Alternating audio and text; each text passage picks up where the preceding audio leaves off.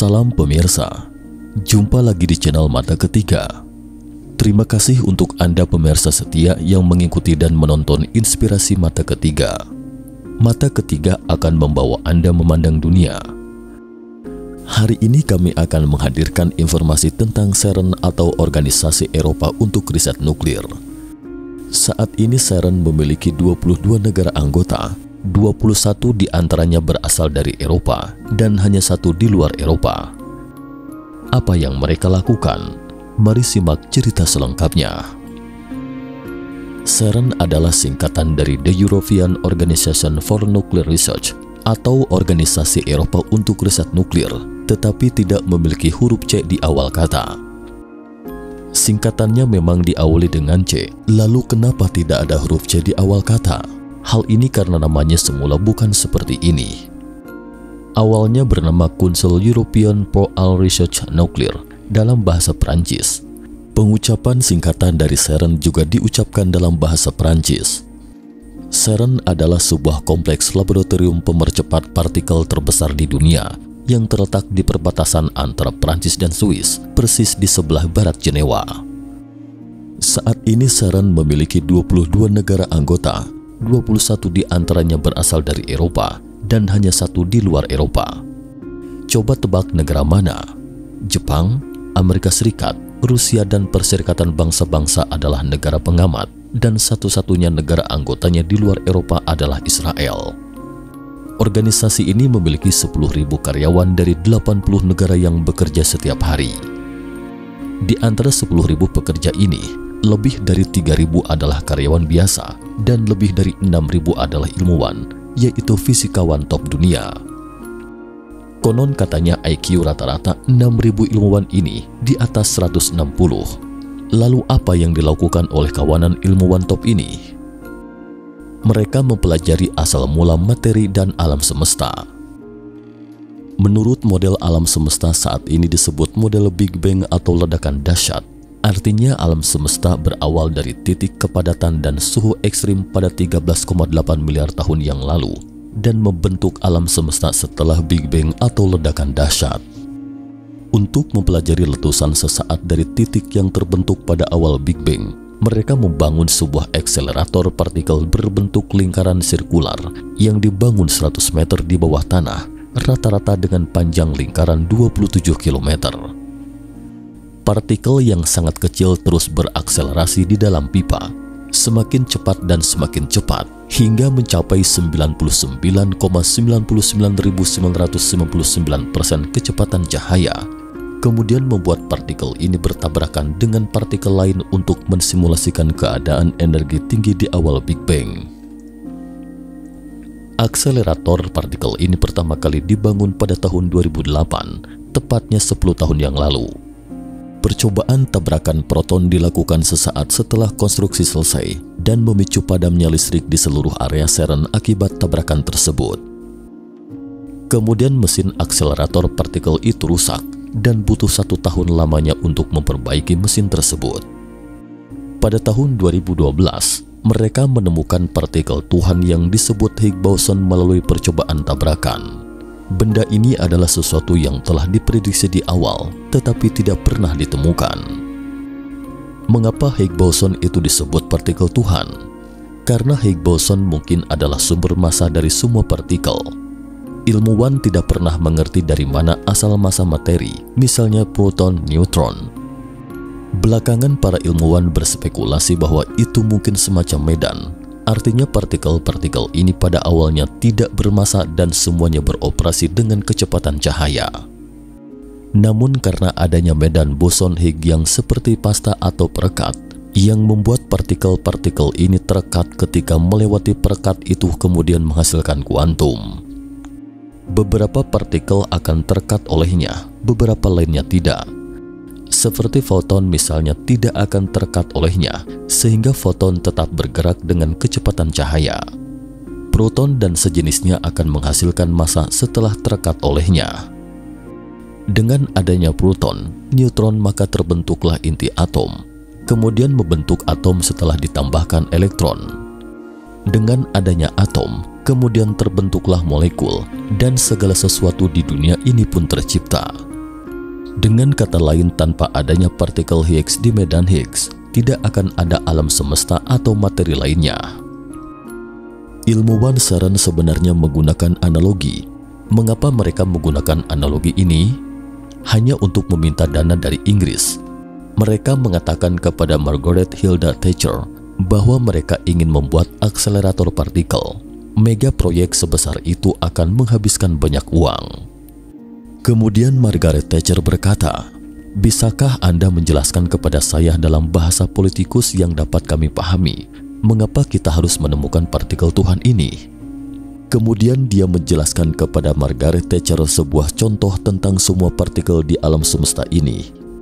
Beberapa partikel memiliki massa, beberapa lainnya tidak memiliki massa.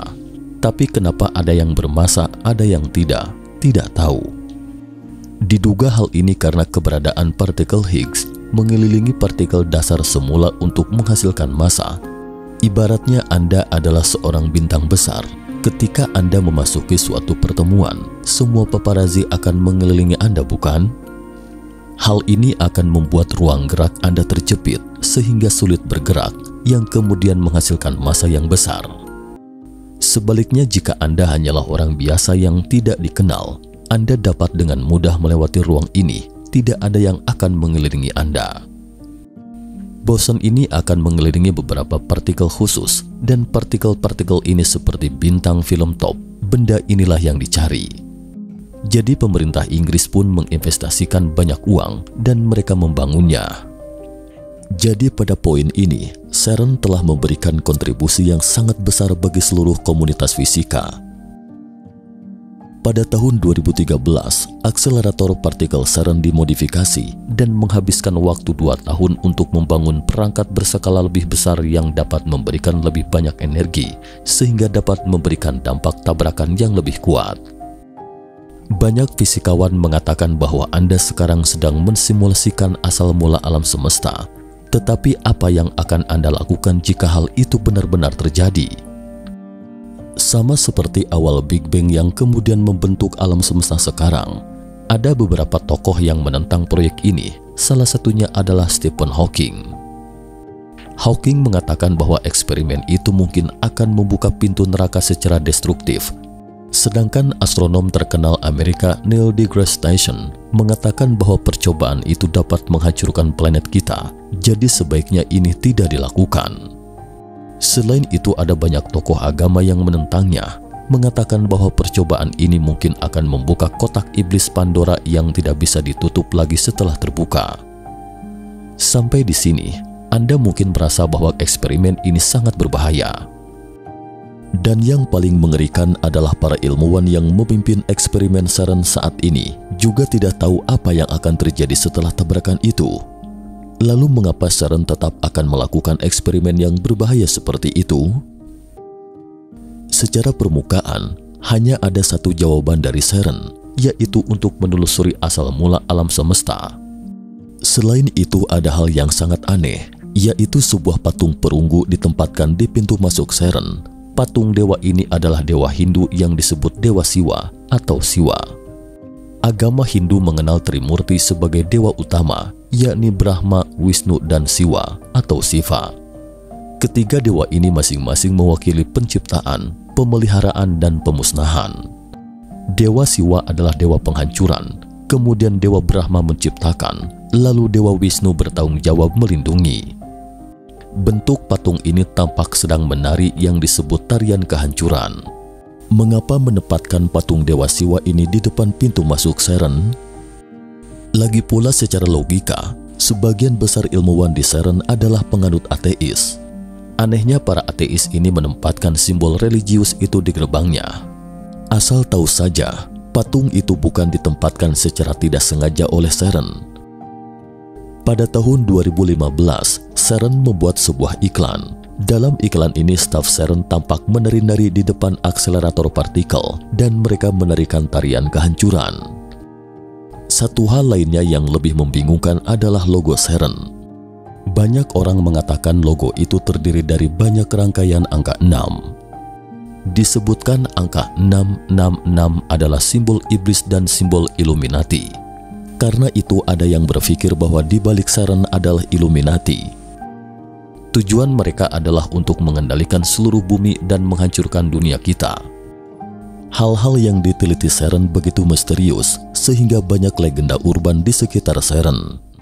Singkatnya, beberapa gempa bumi yang terjadi di sekitar sini, lokasi kompleks Saren dan beberapa kondisi cuaca yang tidak wajar, konon katanya pelakunya adalah Saren.